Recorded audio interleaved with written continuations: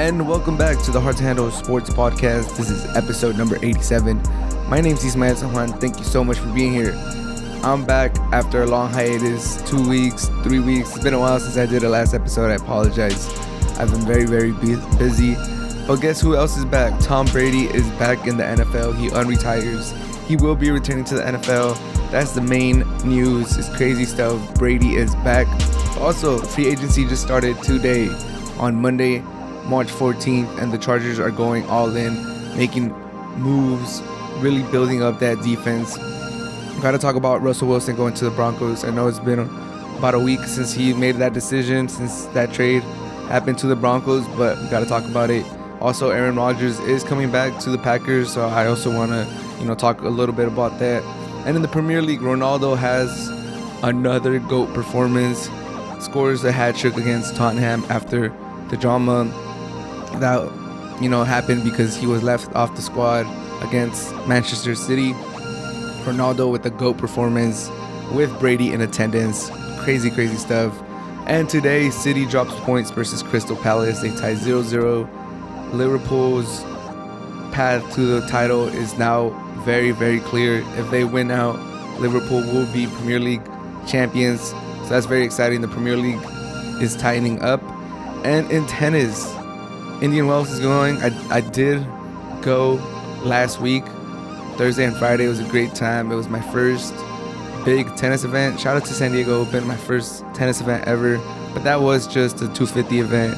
This is a Masters 1000, and it was great. It was a great time. I had an incredible time.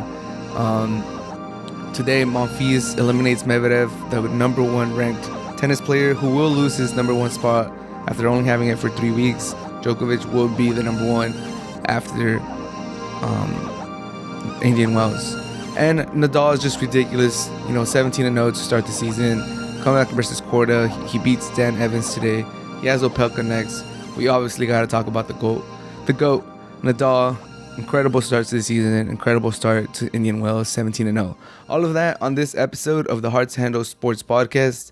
Let's get started. Tom Brady is back. Tom Brady is back after 6 weeks. I think it was 6-7 weeks of being retired.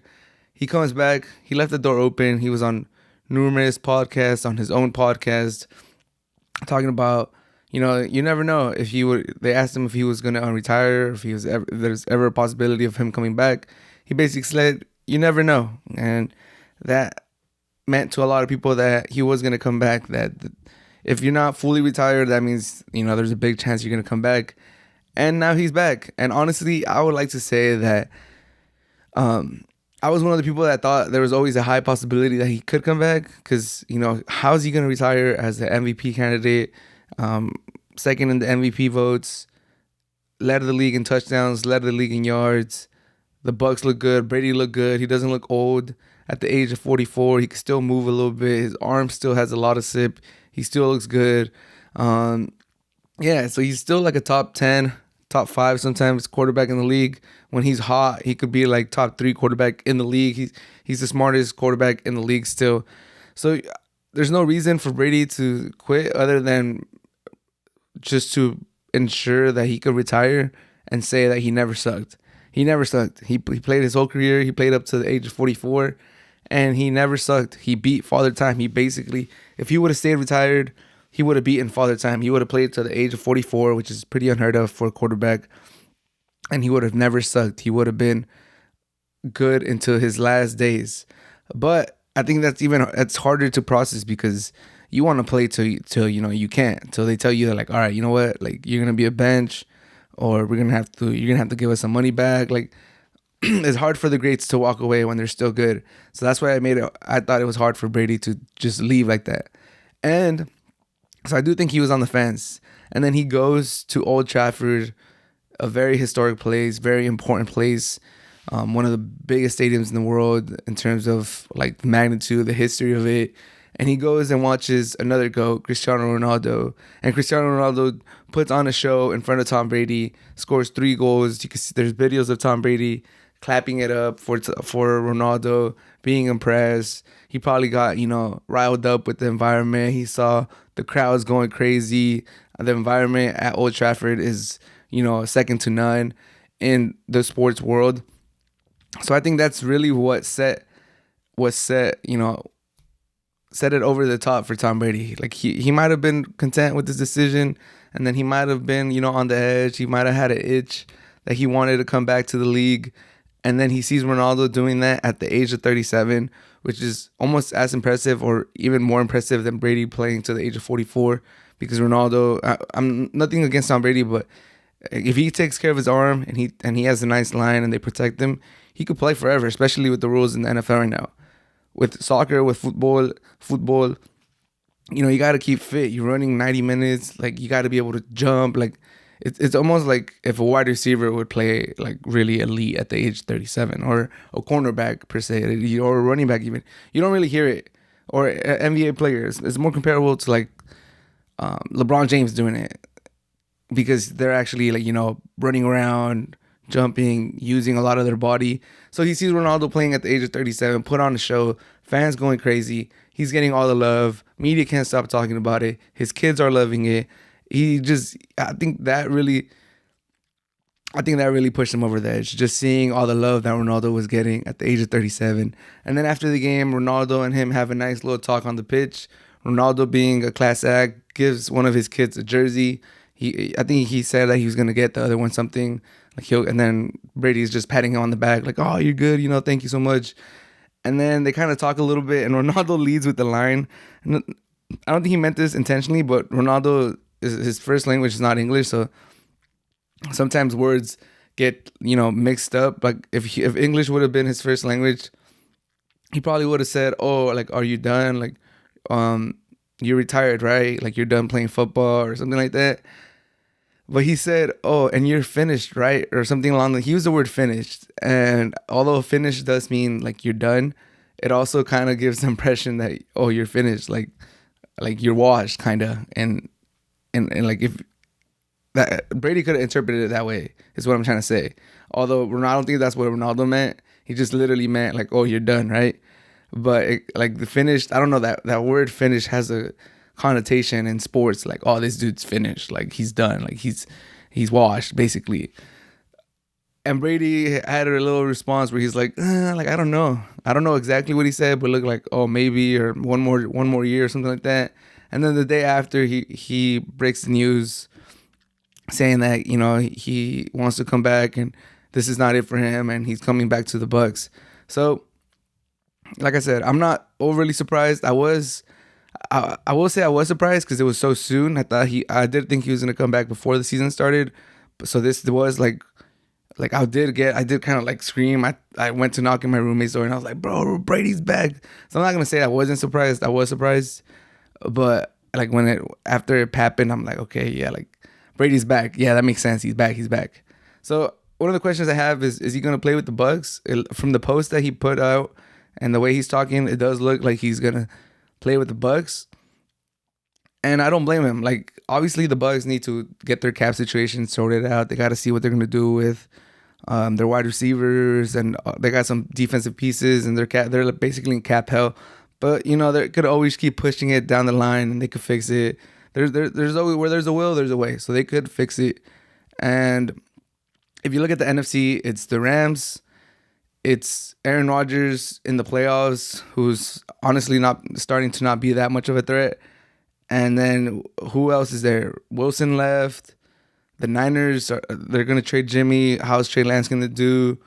You got, who else is in there? There's not too many teams in the NFC. I think Brady's eyes were like just glistening once he saw all these moves happening, once he sees the AFC getting stronger and stronger. And the NFC is just there for the taking. The Cowboys could be there. The Cardinals with Murray. Like, none of these teams are really, like, asserting themselves to just be the top dog in the NFC. I think Brady saw the state of the NFC and he was like, bro, like, why wouldn't I come back? Like, in that division too, especially if Deshaun Watson doesn't go to the Panthers or the Saints, like, bro, that division is there for the taking. The NFC is there for the taking. And I just like to say, I'm glad Tom Brady's back.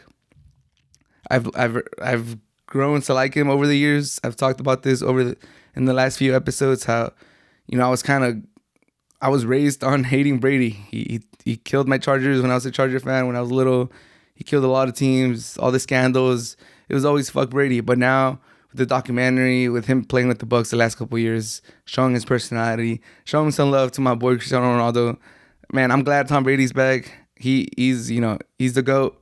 Glad he's back, and I'm excited to see how the season plays out. If he plays with the Bucks, if he goes to the Niners, it's just a bunch of interesting stuff always when it comes to Tom Brady, and I'm super pumped, super excited that he is back in the NFL. Today was the first day of free agency, and man, we already have a lot of stuff going on. The Jaguars are signing a lot of people, and not too many, stars or elite players or even like real quality players. They're filling out their roster. They're making moves. They're spending money. We'll see how it works out for them. We're seeing Tyrann Mathieu is not going to sign with the Chiefs.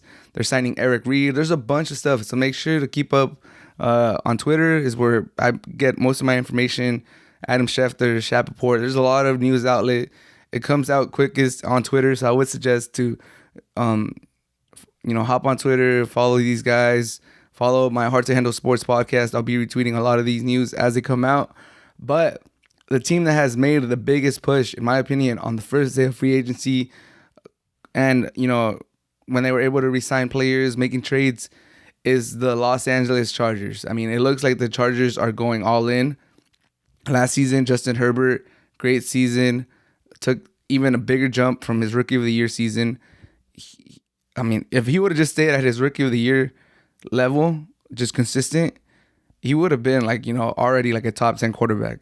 Like if the Browns would have had rookie year Baker Mayfield for the last 3 years, they probably would have made some noise. It's not a bad thing to just play at the level you played your rookie year. Like it's all good. If your rookie year is really good and you just keep that up, like bro, that's good. Who's to say you having a good rookie year doesn't mean you have to keep improving. With that being said, he did improve. He improved a lot in my opinion. He was more decisive. He made a lot of leaps. He brought the team back from a lot of deficits. He had a lot of big moments in primetime games. But that defense was atrocious. It was terrible. They couldn't get a stop. They couldn't get off the field. They couldn't stop the run. It was just a terrible defense that did not help their quarterback, did not help their offense at all. I think that's the reason why they felt the need to always go for it on fourth down or go for it on fourth down a lot. And in situations where there's a lot of situations where all right, I can see why you would do it, or that's a little risky, but all right, that's your play style. But the Chargers were pushing it. Staley especially was pushing it. So it was okay, damn, you're really doing this? And I think that's because he knew that his defense was not it. And he is a defensive coordinator before he was a head coach. So he got to fix that defense. But I think he just, in his head, he knew, damn, I don't have the horses. I don't have the personnel to fix this defense, to really implement my system. And man, they're making moves. It started out with them traded for Khalil Mack from the Bears. Great move. You have Bosa on one end, you have Khalil Mack on the other end. That's elite pass rushing right there. That's probably bookend defensive ends, probably the best in the league as far as bookend defensive ends. And on the first day of free agency, they signed J.C. Jackson, the number one corner in free agency, probably up there as the number one free agent. If you have Devontae Adams, really a free agent, he could have been up there. J.C. Jackson, there's other people, but J.C. Jackson definitely deserves to get paid. The Chargers pay him. They now have elite number one corner. We'll see how he plays in the Chargers defense. Could he have been a assistant player per se, or a product of Bill Belichick and the Patriots defense? We'll see. I think he is a really good corner, so they paid him. He's gonna get his money. They needed a corner, and he fills that void. They also signed Sebastian Joseph Day, defensive tackle from the Rams. Like I said, that run defense was atrocious. This signing should help. It will help him, be somewhat better at run stopping, at stopping the run. And they still got to, get more bodies in there through the draft. But those three signings and trades, Khalil Mack, J.C. Jackson, Sebastian Joseph Day, that's already going a long way. That's already improving that defense. The Chargers are getting their horses. They re-signed Mike Williams for $28 a year, which looks like a bargain. It looks like a bargain when you think that Christian Kirk just got a contract that's minimum 17 a year, and it could go up to 21 a year, and he hasn't really done anything. I think he has 3 or 4 career 100-yard games in his whole career. That's insane. So the Mike Williams contracts is starting to look better and better as these other contracts are coming out. Khalil Mack, good trade. Bookend defensive ends. J.C. Jackson, elite cornerback, should help him out in the back. Sebastian Joseph Day. They still have Derwin James. They still got Bosa. Like, the Chargers defense could be scary, man. If you're on fantasy defense, if you play fantasy, the Chargers are starting to shape up as one of these defenses that could really get you a lot of points, get you turnovers, get you defensive touchdowns. The Chargers are tooling up, man. It looks like they're going all in. I like to see it. I love to see when teams go all in. I love that when the Rams did it. I love it when the Bucks did it. It looks like the Chargers are going all in. And, like, it's not just all in for this season. Like I said, Khalil Mack still has a lot left in the tank, I would say. He hasn't been as elite with the Bears, but it's the Bears. They're always behind. Like, the other teams could tee off on him, could run the ball. J.C. Jackson's still got a lot of thread. Sebastian Joseph Day still. Mike Williams getting into his prime, just had his breakout year. And Justin Herbert is barely going into his third year. Like, this is Chargers going all in, but they could be going all in for, like, a lot of years because Justin Herbert is so young. So I'm very pumped. I'm very pumped to see how the Chargers are going to play next season. I'm excited to see how that defense is going to look and how Justin Herbert, that division looks very, very entertaining. Patrick Mahomes, Justin Herbert, Russell Wilson, Carr, like, that division is insane. We're going to talk about Russell Wilson in a little bit, but just the Chargers definitely are going all in. The Chiefs should be scared. I know they have Mahomes and he's still the best quarterback in the league, but the Chargers are making noise, man. Tom Telesco, he's doing his thing. I know a lot of Chargers fans hate on him, and probably rightfully so. He's made some questionable decisions, but he started day one of free agency really knocking it out the park. Can't really fault him for any of the moves he's made. I think Mike Williams, the contract's starting to look better and better. He just had his breakout year. He offers like a deep threat, a vertical threat for Justin Herbert. Khalil Mack next to Bosa, probably going to be bounce back year. If you consider the last few years a down year, I think he's going to have a bounce back year. J.C. Jackson, like, number one corner, like a true number one corner. Sebastian Joseph Day to plug up the run defense, really help him out up front. Like, I can't find a fault with any of these moves. Maybe the contracts, if you really want to nitpick, but I don't think so. They had the cap space. I think the contracts are solid. I'm all for it. The Chargers are going to be scary in 2022, 2023. But enough about the Chargers. Let's talk about another team in that division. Russell Wilson is now a Bronco. And man, like I said, I hadn't made an episode in a couple of weeks. I'm sorry, but I think it's a perfect time to talk about him because, like I said, like I just finished talking about, the Chargers are making moves, and although the Russell Wilson is with the Broncos now, I think they're still the third best team in the division. They only went from fourth to third. At the time of the trade, you could argue that they went from third or fourth to second. But with these moves that the Chargers have made, I think they're back down to third. Tough division. I do think Russell Wilson's going to help Judy and Cortland Sutton, like, really help them transition into elite wide receivers. They both have the talent. Sutton was on his way before he tore his ACL. Judy has all the talent in the world. He just struggles with jobs. I think Russell Wilson's going to help both of them. If you play fantasy, I think their value are going to go up. You might be able to get them in the later rounds, and they'll give you a lot of value. But nevertheless, that defense is good. That offense has a good running back, good young running back, good weapons. Probably not as good as the Seahawks wide receivers and Tyler Lockett and DK Metcalf. But the difference is now Russell Wilson will finally be with an offensive head coach. And I think that's going to be the difference. It's going to open it up for Russell Wilson. It's going to let him throw. He's going to have new, fresh ideas for that offense. It's not just going to be run, and then Russell Wilson on third down, and then run for 2 yards, run for 1 yard or for no gain. Russell Wilson third down, 3 and out. Seahawks go back to the bench. Like, it's not going to be that, in my opinion. I think new head coach, offensive-minded head coach, Russell Wilson going to the new system. I think it's going to be, it's going to be good for the Broncos. They're going to take a step up from last season. They're going to be a real threat in the AFC to make the playoffs, to be a dangerous team. And like I said, at the time of the trade, I did think they could push the Chargers for that number 2 spot in the division. I still had the Chiefs as the best team. But with that signing, I'm like, dude, the Broncos look like they have all the pieces. Their defense is still solid. Who knows if Von Miller comes back or not? Solid young wide receivers, Judy and Sutton. They Wilson still baller. Revenge season for Russell Wilson. Never had an MVP, but like I'm eager to see how Russell Wilson, meshes with the team. How he could change this team around, change this program around. The Broncos have been looking for that quarterback since Peyton Manning retired. I thought it was sweet. I thought it was good. I thought they're gonna push, the Chiefs. They're gonna push the Chargers. They're on paper probably the second best team in the division.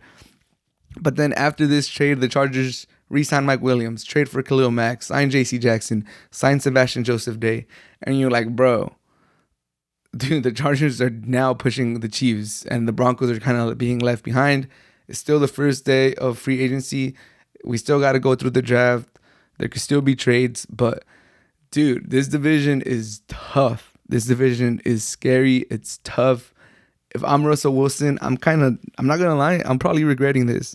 I'm like, bro, I could have gone somewhere else. I could have gone to the Panthers, and Brady wasn't there. Now he's back, but I could have gone somewhere else where it would have been way easier. Now I'm playing against the Chiefs, who have made the AFC Championship game every time every time Patrick Mahomes has been a starter in this league. I have the Chargers, who have the hardest young quarterback in the league, and their defense looks like it's going to take a massive jump next year, and it looks like they're willing to spend money now, and it looks like they're going all in. And I got the Raiders, who are frisky, who have the tenacity like no other team, who competed last year and made the playoffs. Derek Carr, who's underrated. Key pieces like Hunter Renfrow and Max Crosby, who just got re-signed. Like, the Raiders are no slouches either. Well, I'm still excited to see what they do. That division is tough, man. So if I'm Russell Wilson, I'm like, bro, did I really just go from the toughest division in the NFC, in the NFC West, to the toughest division in the AFC, in the AFC West? Like, that's some crazy stuff, man. That's crazy stuff. Like, Russell Wilson, I know you want to be in the playoffs every single year. I know you want to compete for championships every year. Being in this division is probably gonna hinder that, but it is what it is. I don't think Russell Wilson is the person to run away from competition. I think he'll invite this, and if he wins this division by some miraculously way, or if he just performs really high in this division, it's just gonna elevate his status, his stature. So it is what it is. I think, like I said before, or like I've thought about before, I think any of these interdivisional matchups should be a primetime game. Chargers, Chiefs, primetime, both times. Away and home for either team. Broncos versus Chargers, primetime. Put them on primetime. Broncos versus Chiefs, put them on primetime. Raiders, Chargers, put them on primetime. Raiders, Chiefs, fuck it, put them on primetime. Broncos, Raiders, put them on primetime, dude. Any of these interdivisional games should be on primetime, bro. That's how good this division is. They should be on Thursday night, Sunday night, Monday night, Saturday, Thanksgiving. I don't care. These games have to be on primetime. This division is loaded. It's stacked. And, good luck, Russell Wilson. Good luck to everyone in this division, but good luck to Russell Wilson. He's the one joining in. He's the big name joining the division. We'll see how it goes for Russell Wilson. We'll see if it's the right trade, leaving the Seahawks and going to the Broncos and potentially ending up as the third seed, the third best team in that division, being a wild card team, having to go away in the AFC. The AFC stacked. Good luck, Russell Wilson, is all I got to say. I'm glad you got your move out of the Seahawks. I thought you were going to be there for life, but NFL, nothing surprises me anymore, but it is what it is. Russell Wilson to the Broncos, toughest division in the NFL.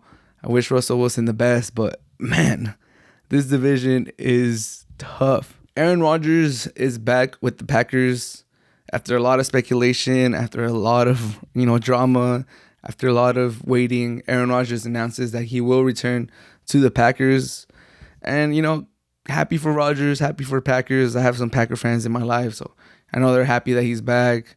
They were scared of falling into irrelevance if he were to leave. So you're not going to be irrelevant. Aaron Rodgers, 2-time back-to-back MVP, 4-time MVP, 2-time the last 2 years. But all I gotta say, it's championship or bust for Aaron Rodgers.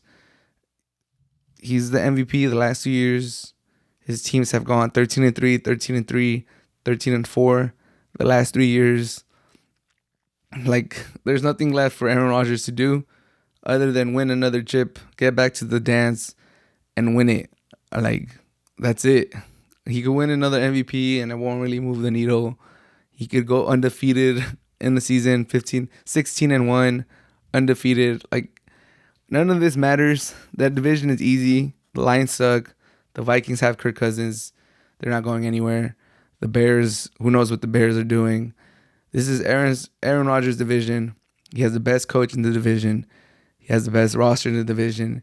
He's by far the best quarterback in the division. The NFC has taken a lot of steps back these last few years. The AFC is definitely the tougher conference. Tom Brady is, flirting with the idea of retiring. He just came back. Like, how focused is he gonna be? Like, dude, Aaron Rodgers, you gotta get it done, dude. You can't keep losing to the Niners and Jimmy Garoppolo. Like, at some point, you gotta get back to the dance, bro. You've only made it to one Super Bowl in your whole career. Yeah, you won it, but bro, come on. Championship or bust for the Packers. That's about it. Good job, Aaron Rodgers, being loyal, staying with the Packers. Happy for you guys. They have to find a way to keep Davante Adams. He already said he's not gonna sign that franchise tag. And that ticket just keeps going higher and higher, man. Christian Kirk on the first day of free agency, which is today, signed a contract worth up to $21 million a year. Mike Williams signed a contract for 2022 a year. Like, bro, the numbers that these wide receivers are getting, Mike Williams kind of deserves it. Yeah, he had a breakout year. He's like a top 10 pick in the first round.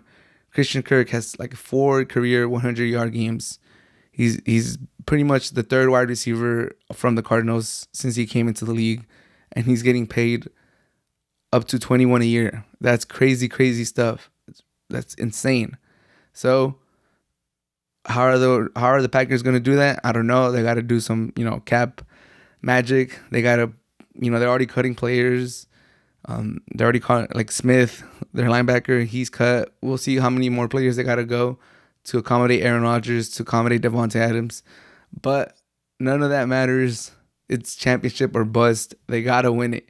They got to go to the Super Bowl at minimum. And honestly, the only goal is to win the Super Bowl. I know everyone's goal is like that, but for the Packers, anything other than the Super Bowl, it's a grotesque bust. It's just a bad season, terrible season. I'm glad Aaron Rodgers is back. Glad, he's probably going to play there his whole career. We'll see what they do with Jordan Love. That's all good. It's all good, but it might have been better if he just left, to be honest. If he would have gone to the Niners, they're probably a nice team that he can go to. He goes somewhere else, wins it, gets away from that whole drama situation he has with the Packers. Now it's building up. You gotta get back there. You gotta lead the Packers to another Super Bowl. You just gotta do it. We'll see if he gets it done, but I'm glad this little charade or like this little situationship they had going this offseason is finally resolved. He's gonna come back. He's gonna sign a cap-friendly deal, according to Aaron Rodgers, and we'll see how they do. We'll see what they do with Davante Adams. He needs a contract. He demands a contract. We'll see how that works out. We'll see how many players they cut. We'll see if they get any free agents, some cheap free agents to fill out the roster. We'll see how they draft. Get him another wide receiver to help out Davante Adams. Get him like another pass-catching tight end, because we'll see how his tight end comes back from that ACL injury. Just help him out. Help out that defense. Running back. Go win that Super Bowl, Aaron Rodgers. That's all. That's the only goal. That's the only goal. Cristiano Ronaldo never fails to amaze me. After a week filled of criticisms, of people judging him, trying to read into his character, after being dropped for the Manchester City game because of an injury, and then reports came out that it wasn't an injury, that the coach had left him out of the squad, and Ronaldo was throwing a fit, throwing a tantrum, going back to Portugal to send a message to the team that, he should be in the starting lineup. He shouldn't have been in the bench. A lot of speculation. In the end, Manchester United got ran through by Manchester City. And you could tell that, it's not Ronaldo that's the problem. It's the team as a whole. It's like they have a cancerous culture, locker room. Since Sir Alex Ferguson left, they have not been the same club. They have not been that consistency, that model of consistency that they used to be. They've completely fallen from grace. And obviously Ronaldo was trying to be set up as a scapegoat.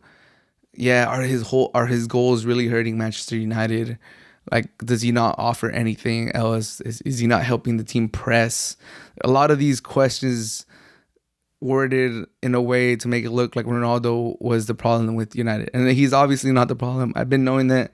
But it was great for Ronaldo to come back from a week of criticisms, from a week of speculation, from a week of the media and a lot of pundits and people on YouTube and people on Twitter everywhere pointing fingers, trying to blame Ronaldo.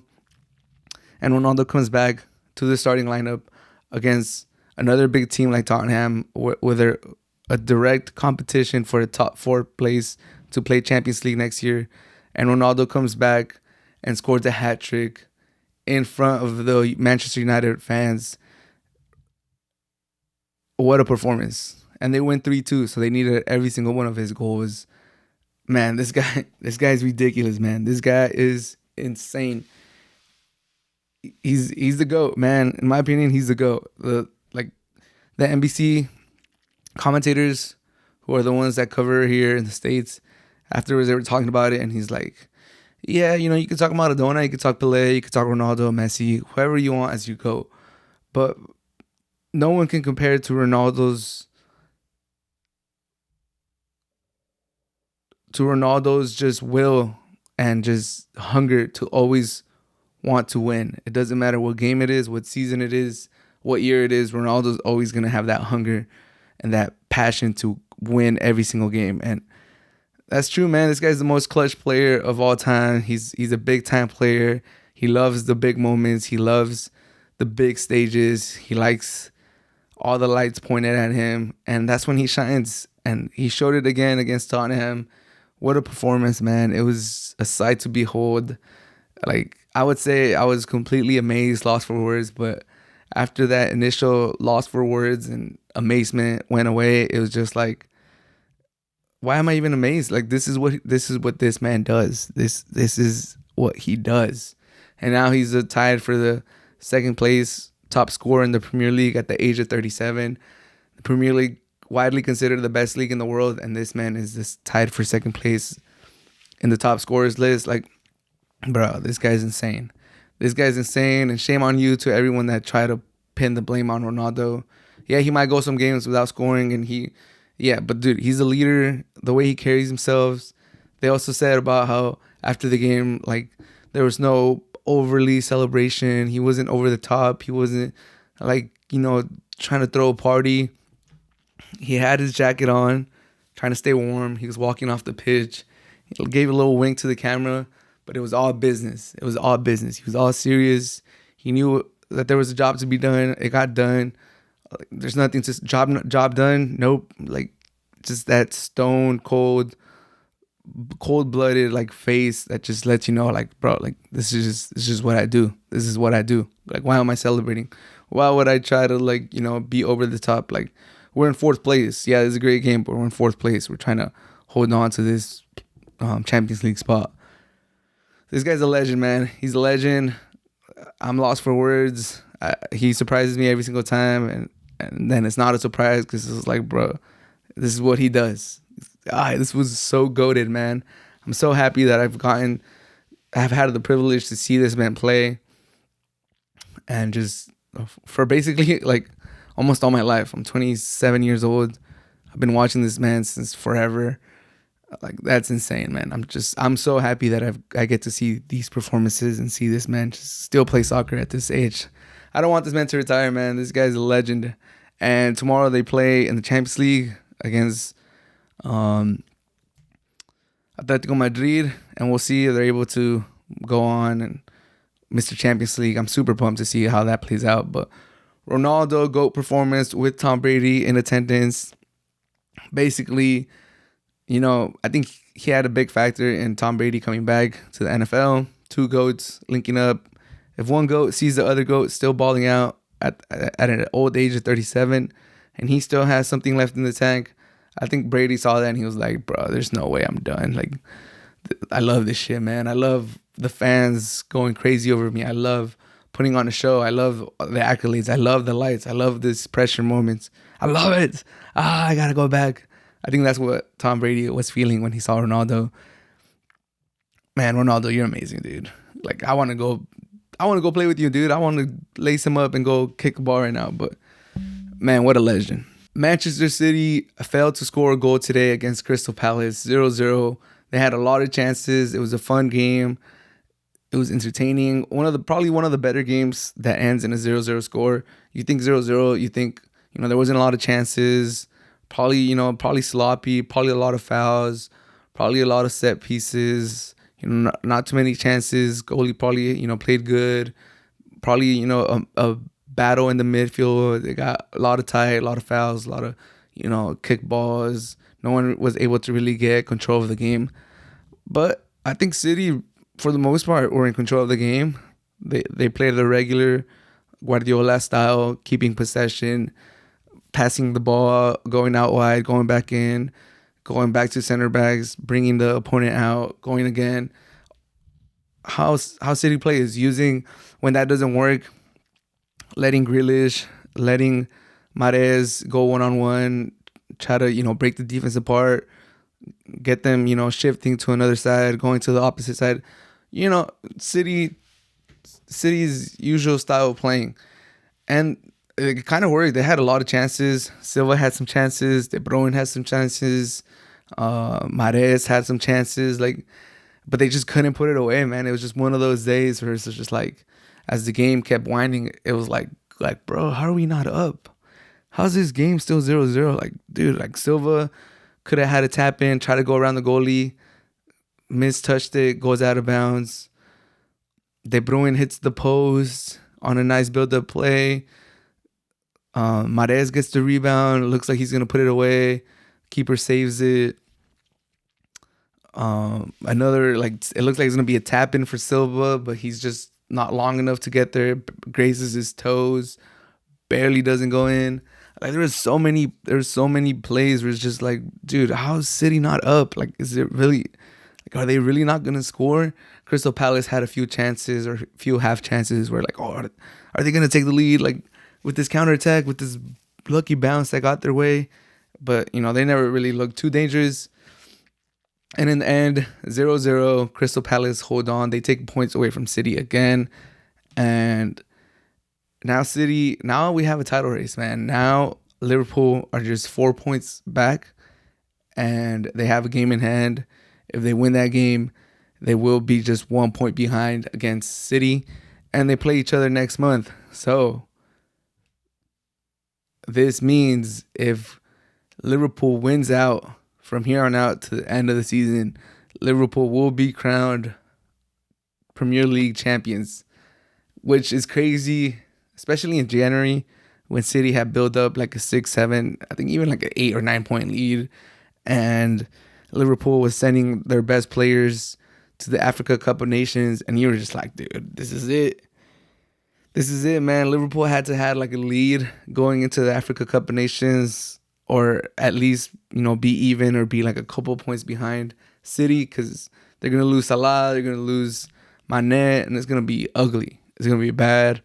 They were able to get through that stretch, and City have dropped points recently, and now they're only 4 points ahead, and Liverpool has a game in hand, and this is going to be fun, dude. This is going to be fun, and I'm guessing City would have loved to been able to wrap the season up, to have a very comfortable lead in the Premier League so they could focus on Champions League.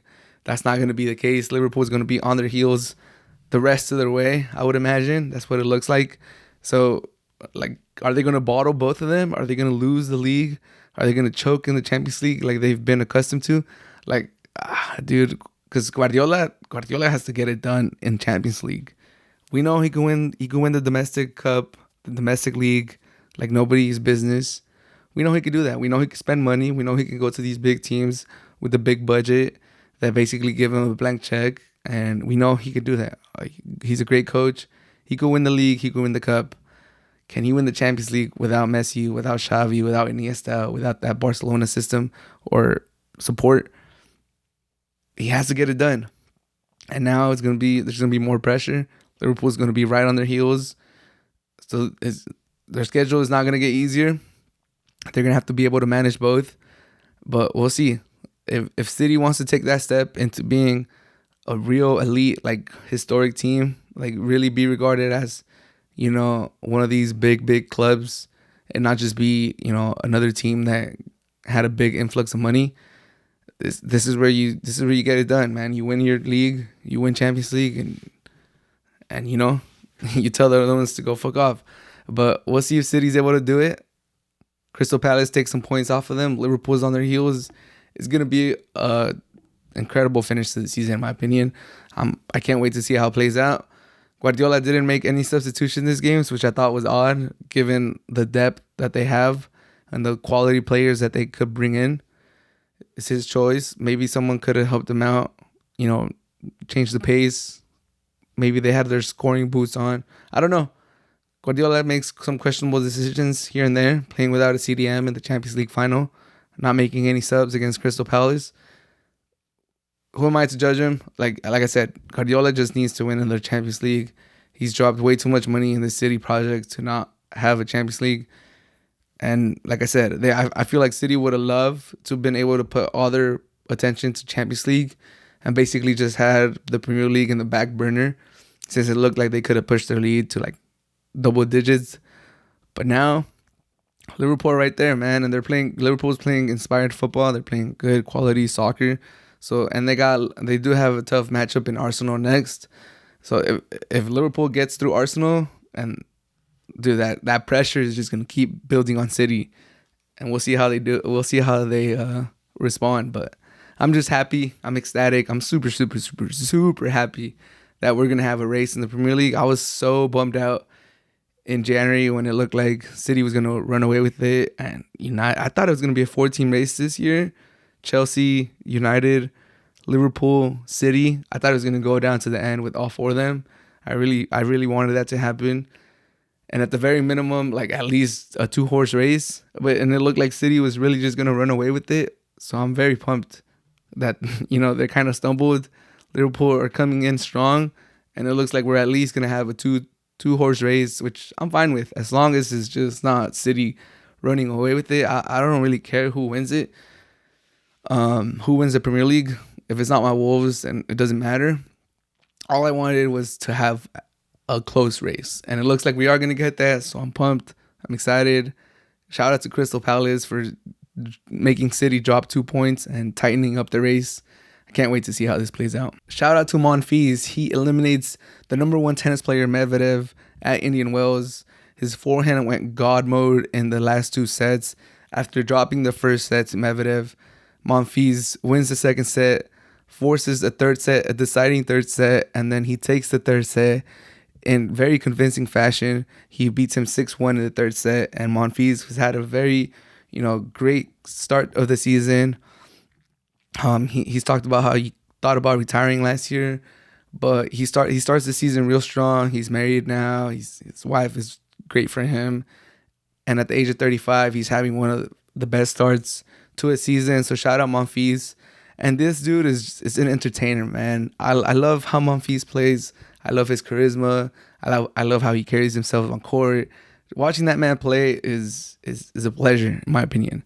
He beat Medvedev, the number 1 player in the world. Only the second time he's beaten a number 1 player, a player ranked at the time of the match as the number 1 player.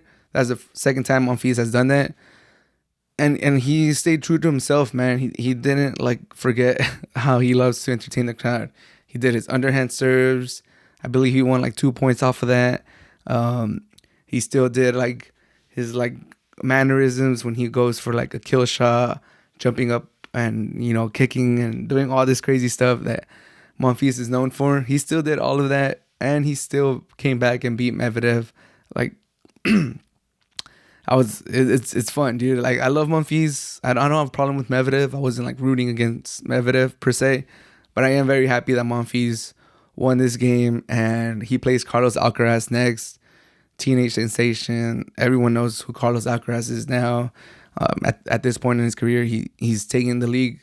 He's taking the tour by storm, but we all know who he is. It's going to be a very, very fun match. And honestly, if it's not Nadal, I wouldn't mind Monfils winning it, dude. Like, he's never won a Masters 1000 tournament in his career, which is crazy. He doesn't have a Grand Slam, and he's one of these players that have been consistently good for a long time. I believe he's gotten to a final in an ATP tournament for like the last 15, 16 years, which just goes to show how consistent he has been, and which just makes it crazier that he's never won a Masters 1000 or a Grand Slam. Grand Slam, more understandable. We've had these behemoths of the sports in Federer, Djokovic, and Nadal. Only a few have been able to get a Grand Slam since with them playing, so it's not too crazy to think Monfils has not won one of the slams. But the fact that he's never won the Masters 1000 is just shocking to me, and I do hope that he wins one before he retires. And I'm also happy that he's playing so good at the age of 35. Like Nadal, which I'll talk about in a little bit, has been killing it, and he's 35 years old too. So we got to give Monfils his credit too. 35 years old, contemplating retirement last year, wasn't having the results that he wanted. His rank was dipping, and now, dude, he won. He won a tournament at the beginning of the year in Australia, and he's had some real strong showings. So I'm just happy for Gael Monfils. What a match. He takes down the number one player. And for Medvedev, like, it's more of the same from this next generation. Like, just when you think they're about to take that next step, just when you think they're ready to take the mantle and show the world what they're made of, and show, to let everyone know that tennis is going to be in the proper care and the proper hands once these three greats retire. Once you're just ready to crown them, they kind of let you down. And Medvedev, he could have won the Australian Open, really cemented himself. 2-time back-to-back Grand Slam champions. He would have been the first player ever to win his maiden trophy, his maiden Grand Slam, and then win the next Grand Slam. I believe that's correct. He would have been the first one to do that, and then he kind of chokes against Nadal. And then he loses to Nadal in Acapulco, pretty big tournament, the Mexico Open, a 500 event. And then we come here to Indian Wells, Masters 1000, loses to Monfils after being up in the first set. I'm not saying Medvedev is, a slouch, or I don't really want to criticize him, but I expect a little bit more from Medvedev. But we'll see. He only had the number one spot for 3 weeks. We'll see if that lights a fire in him. We'll see how he responds to this. We'll see how he does in Miami and the U.S. part of the tour, and then the clay season and Roland Garros and Wimbledon. There's still a lot. The season's still very young. He very easily could win that number one spot, especially with Djokovic vaccination status in limbo, and we don't know which tournaments he's going to be able to play. We don't know how many points he's going to drop because of that. So by no means is this like the last time Medvedev is going to be number one. But I was a little shocked that he only held it for 3 weeks. I thought he would have gone into these tournaments with more hunger, more eagerness to perform well, so he could keep that number one spot. But we'll see how he bounces back from this. I still do think Medvedev is the best one of that new generation with Tsitsipas, Zverev, Berrettini, all these guys. But like I said, I think a lot of people, once he won the Grand Slam, once he won that number one spot, and he basically won it the same week he got eliminated in Acapulco, and people were just like, yeah, he's the one that broke the curse, or like broke the streak of no new number ones since like 2008, when it was Nadal, Federer, Murray, and Djokovic, who had been number ones for like 18 plus years or something like that. He was the one that broke the stranglehold that they had, but no one really felt like Medvedev was going to go on a run himself where he held the number one spot for like, a year or like 30 weeks or something. Everyone kind of knew like now it's just going to keep shifting. It's going to be one person or another. Like no one really thought Medvedev was going to have these massive streaks of being the number one player in the world. And there you go. 3 weeks. First time as number one, he held it for 3 weeks. Hopefully for him, the next time he's number one, he's able to hold it a little bit longer. But enough of this new generation. This old generation is still going strong. Namely Nadal. Nadal is ridiculous, man. He's 17-0 to start the season. Incredible comeback versus Korda. That was ridiculous. I was at work keeping track of the game on my phone, and I was like texting my buddy. I was like, bro, Nadal's down a break in the third set. And then he got broken again. I'm like, dude, it's bad. 5-2. He's down 5-2. He's down 2 breaks. And it's not like a 5-2 where you're down 1 break. It's not like a 5-2 where you're about to serve and you can make it 5-3, and then all you got to do is break him once and you're back on serve. Like, it's a 5-2 with Korda serving for the game. If he held his serve, you lose 6-2. If you break him, it's 5-3, and then you serve and you hold your serve, and it's 5-4, and then he gets another chance to close it out. Like, it's bad. It's ugly. You're down 2 breaks. And then I went back to work. I had everything recorded, so I did watch the ending, but just to find out that this madman came back from 5-2 against Korda. I mean, nothing should surprise me. I've just earlier I said that, like, Ronaldo, nothing should surprise me how Ronaldo bounces back to criticisms and to, like, people pointing fingers at him. With Nadal, it should be the same thing, dude. When he's down, when it looks like he's out, like, you can't give up. You can't give up on the man, because there's so many good quotes from this moment against Korda. Like, Rublev said that he's the best fighter this sport has ever seen. I think someone else said that the whole stadium had given up. No one thought he could win except the only person that mattered, and that was Nadal.